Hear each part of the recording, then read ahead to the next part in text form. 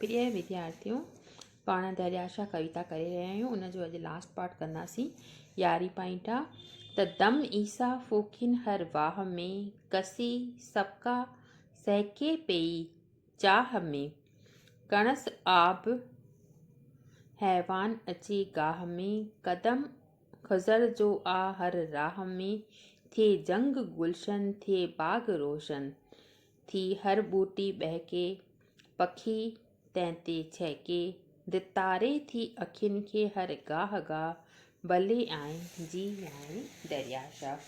त इहा जेका कविता पाण करे रहिया आहियूं सिंधी नदीअ जी जेका दरियाशा कविता आहे उन जूं पाण 10 पॉइंट्स करे चुकासीं। ॿिए पार्ट थर्ड जी कंटिन्यू करे रहिया आहियूं। त इन में कवि जिन असांखे ॿुधाइनि था त हिन में कवि जिन ॿुधायो आहे त अंदरि अची करे तुंहिंजे अंदरि अची करे दरियाशा ईसाई माण्हू बि साह पटिनि था। जेका कसी माना ख़राबु जेका घटि दर्जे जी हवा आहे उहा सभिनी हंधि चहिके पई। जेका ख़राबु हवा आहे उहा हाणे ख़ुशबू थी करे गाह में मिले थी। परमात्मा जी हवा हर राह में तोसां गॾु हली रही आहे। परमात्मा सां गॾु उहा हवा बि असांखे तमामु घणो आनंद ॾेई रही आहे। तुंहिंजे अचण सां हर जंगल में हर बयाबान में बि हरियाली ऐं हर बाग़ बि रोशन थी वियो आहे। हर हिकु कली हिकु नंढी जेका कली आहे उहा फुटी गुल थी पई आहे ऐं उन ते पखियड़ा चहकी रहिया आहिनि, ॿोलियूं ॿोले रहिया आहिनि। इन धरतीअ ते साहु गाहु ॾिसी करे अखियुनि में अंधाव अची वञे थो। मतिलबु उनजे अॻियां हिकु पर्दो अची वञे थो, पर उहो जेको पर्दो आहे उहो जेको नमाव आहे उहो दर्शन असांखे तमामु घणो अखियुनि खे दीदार जेको ॾिए थो उहो तमामु वणंदड़ नज़ारो आहे। इन करे हर वक़्तु दिलि मां इहा आस निकिरी रही आहे त ए दरियाशा तूं भले आहे जी आहे, जंहिंजे ॾिसण सां असांखे हेतिरो घणो आनंद प्राप्त थिए थो। नेक्स्ट पॉइंट आहे त ख़ुशीअ में न मापे थो ऊन्हारे में, पुॼे तुंहिंजो बाकुर कचे सारे में, करी तंग थो बंत खे गारे में, अचे छल न को गारे लवारे में, थिए बहर बुरमान मञे तुंहिंजो फरमान। फरमान माना हुकुम।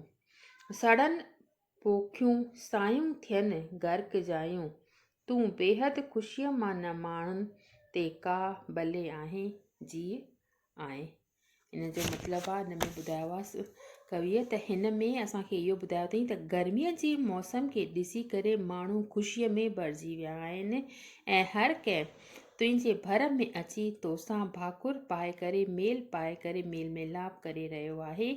जेको बि इंसानु मतिलबु दरियाशा ते ऊन्हारे जी मौसम में पाणीअ जे अॻियां अगरि असां वेहंदासीं त केतिरो न उहो नज़ारो वणंदड़ थींदो आहे, केतिरो न असां में उहो प्यारो थींदो आहे ऐं असां उन ते वेही करे वार्तालाप करे रहिया आहियूं। अची करे तोसां भाकुर पाए मेल मिलाप करे रहियो आहे। जेको बि इंसानु तंग आहे या ग़रीब आहे उहो तुंहिंजे पासे में अची करे सुख पाए थो। अची करे तुंहिंजे पासे में वेही करे उनजो मन जेको आहे उॾामे थो, कल्पना करे थो, वीचार करे थो, सुठियूं उनजे मन में भावनाऊं पैदा थियनि थियूं। तुंहिंजे पासे को धारियो बि अची वञे थो त उहो बि पंहिंजो थी वञे थो। तुंहिंजे हिन आदेश सां मन में बहार अची वञे थी। तुंहिंजो पाणी पवण ते सड़ियल पोखियुनि में बि आबादी अची वञे थी। जेके सड़ियल पोखियूं आहिनि उन्हनि में बि आबादी अची वञे थी, उहे बि जेके आहिनि उहे आबाद थी वञनि थियूं। ऐं तुंहिंजे किनारे ते वेहण सां माण्हुनि जो मन ख़ुशीअ सां भरिजी वञे थो। इन करे तूं बेहद ख़ुशीअ मां न माणे ते का मतिलबु तुंहिंजे पासे में वेहण सां मन में एतिरी त ख़ुशी समाइजी वञे थी जो उथण जी असांखे इच्छा ई कोन थी थिए। ऐं पोखूं जेके आहिनि उहे वापसि हिकु दफ़ो ॿुधायांव थी, थिए बहर बरमान मञे तुंहिंजो फरमान। बहर माना जिते बयाबान आहे, जिते जंग आहे, उन में बि सावक अची वञे थी।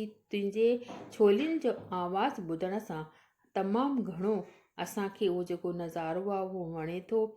ऐं सड़न पोखियूं जेके बर्बादु थियल पोखियूं आहिनि उन्हनि में बि सावक अची वञे थी।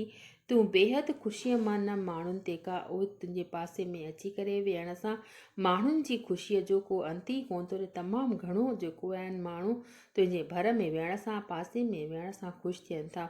इन्हीअ करे दिलि मां बार बार इहा सदा निकिरी रही आहे, इहा आशा निकिरी रही आहे त ए दरियाशाह तूं भले आए जी आहे।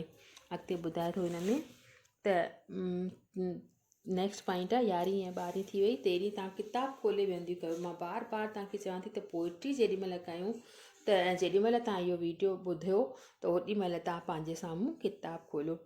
त अॻे पॉइंट आहे अॻिते जेका आहे उहा इहा आहे त भला ॿेड़ी तुंहिंजी छुई आसमान चढ़नि मास हेदर मिसल आसमां ही सच नुंहं जी कश्ती जी आसमान जंहिंजे सड़न आ चटियो आसमान भला औज तुंहिंजी भला मौज तुंहिंजी अजब तुंहिंजूं छोलियूं ॾियनि वह जूं लोलियूं ही लोलियूं थियूं ॿोलियूं करे नियनि सा भले आए जी आए दरियाशाह। हिन में असांखे कविअ ॿुधायो आहे त आसमान छुअण सां त तुंहिंजे पाणीअ में वेही करे कोई आसमान छुअणु चाहे थो त उते ही जेको कवि हिन जेका कविता लिखी आहे हैदर बख़्श जतोई उहो चवे थो त जिन चवनि था त ॿेड़ीअ में चढ़ी हू हिकु मिसाल क़ाइमु थो करणु चाहे। हिन पाणीअ में हीअ ॿेड़ी हिकु नुंहं जे समान आहे, हिकु तरीक़े जे समान आहे। इन ॿेड़ीअ जे किनारनि आसमान खे रचियो आहे ऐं आसमान जेको आहे उहो सतरंगो इंडलट तमामु सुठो नज़र में अची रहियो आहे ऐं इन ॿेड़ीअ में वेही करे हू परमात्मा जी कुदरत जी हिन रचना ते मौज करे रहियो आहे। तुंहिंजूं मौज करे रहियो आहे। तुंहिंजूं जेके ही लोलियूं आहिनि उहे बातेलियूं ॿोलियूं करे रहियूं आहिनि। असांखे तमामु घणियूं मंदर खे मन खे विंदराए रहियूं आहिनि। ही लोलियूं ईअं पियूं लॻनि जीअं असांखे मिठियूं मिठियूं लोलियूं ॾेई रहियूं आहिनि। हीअ सभु लोलियूं ॿुधी करे असांजे अंदरि हिकु नए नमूने जो साहु पैदा थी रहियो आहे। इन करे बार बार दिलि मां इहा सदा निकिरी रही आहे कि ए दरियाशाह तूं भले आए जी आहे। हर वक़्तु हर क्षण असां तुंहिंजो दीदार कंदा रहियूं, तुंहिंजे अॻियां वेही करे प्रार्थना कंदा रहियूं त तूं असांजे मुल्क खे असांजे देश खे सरसब्ज़ बणाईंदो रहो ऐं असां उन में आनंद पुराईंदा रहियूं। त इहो थियो असांजो दरियाशाह कविता अॼु पूरी थी। इन में मां तव्हांखे कल्ह बि ॿुधायो त इन मां का बि असांखे मतिलबु रेफरेंस न ईंदो पर ईअं क्वेश्चन ठहंदो त दरियाशाह में कविअ कहिड़ा वीचार ज़ाहिर कया आहिनि या दरियाशाह कविता जो सार लिखो। दरियाशाह में अलॻि अलॻि पॉइंट्स में अलॻि अलॻि जेके हिन में पहिरां ॾिनल आहिनि उन्हनि में छा इन जो मतिलबु रखियलु आहे उन जो बयानु करियो पंहिंजनि लफ़्ज़नि में। त इहा दरियाशाह कविता अॼु असांजी कंप्लीट थी। नेक्स्ट तव्हांजा शायदि हींअर 18 तारीख़ खां कॉलेज खुलंदा त पोइ मां वरी थर्ड ईयर जो क्लास कंदसि। हाणे वरी असां मूंखे सेकेंड ईयर ऐं फस्ट ईयर जे क्लास वारनि खे अञा कोन घुरायो अथऊं त उन्हनि जा लेक्चर तयारु कंदासीं।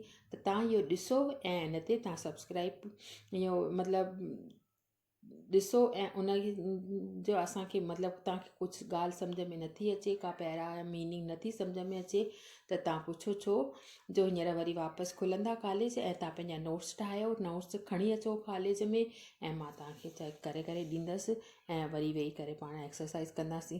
ठीकु आहे, बसि अॼु हेतिरो ई।